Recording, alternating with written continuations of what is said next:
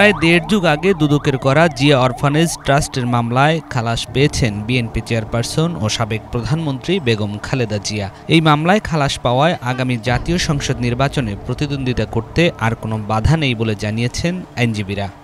জাজমেন্টে প্রথমেই বলেছে যে অ্যাপিল ইজ অ্যালাউড। আলোচিত এই মামলা নিয়ে জনমনে রয়েছে বিস্তর প্রশ্ন।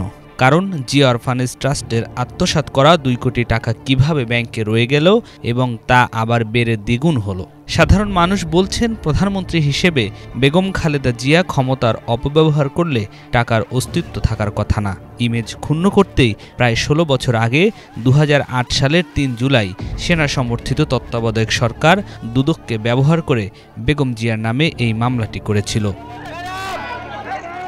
আওয়ামী লীগ সরকারের নিয়ন্ত্রণে থাকা আদালতে মামলার অর্থ নিয়ে প্রশ্ন তোলায় বেগম জিয়ার পক্ষে আইনজীবীরা জানিয়েছিলেন, বগুড়া ও বাগেরহাটে 2টি প্রতিষ্ঠান গড়ে তোলার জন্য প্রেসিডেন্ট জিয়াউর রহমানের নামে কুয়েত সরকার এই ফান্ড দিয়েছিলেন। ওই অর্থ ব্যাংকে জমা আছে এবং তা বেড়েছে। একটু পেছনে ফিরে যাই। জিয়া অরফানেজ ট্রাস্টের মামলার তদন্ত শেষ করে 2009 সালে অভিযোগপত্র দাখিল করে, কিন্তু অজ্ঞাত কারণে 2014 সালের মার্চে মামলার অভিযোগ গঠন করা হয়। প্রায় 1 যুগ ধরে ঢাকার বকশীবাজারের বিশেষ জজ আদালতে এই মামলার বিচার কার্যক্রম চালিয়ে 32 জনের সাক্ষ্য নেওয়া হয়। 16 দিন চলে এই যুক্তিতর্ক। আদালতে হাজির না হওয়ায় বেগম জিয়ার বিরুদ্ধে জারি করা হয় গ্রেপ্তারি পরোয়ানা। 2018 সালের 8 ফেব্রুয়ারি বিশেষ আদালত জিয়া অরফানেজ ট্রাস্ট দুর্নীতি মামলায় খালেদা জিয়াকে 5 বছরের কারাদণ্ড এবং তার ছেলে তারেক রহমান সহ 5 আসামিকে 10 বছর করে কারাদণ্ড দেন। পরবর্তীতে বেগম জিয়ার 5 বছরের সাজা বাড়িয়ে 10 বছর করা হয়। যখন বেগম খালেদা জিয়া কারাগারে যান, তখন নেতাকর্মীরা ঢাকার রাজপথে নেমে আসেন। বিএনপির হাইকমান্ডের নির্দেশে শান্ত থাকেন তারা।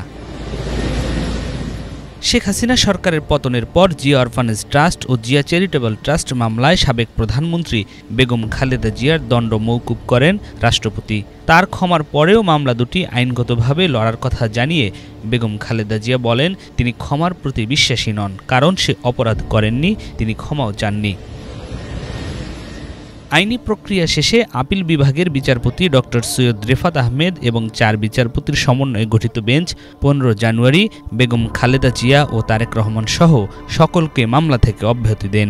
পরে আদালত জানান, খালেদা জিয়ার বিরুদ্ধে দায়ের করা মামলা ছিল প্রতিহিংসার বশবর্তী। বেগম জিয়া, তারেক রহমান সহ আসামিদের যে সামাজিক মর্যাদা ক্ষুণ্ণ হয়েছে, নির্দোষ প্রমাণিত হওয়ায় হারানো সম্মান ফিরে পাবেন তারা। নিয়াজ মাখদুম, বাংলা ভিশন, ঢাকা।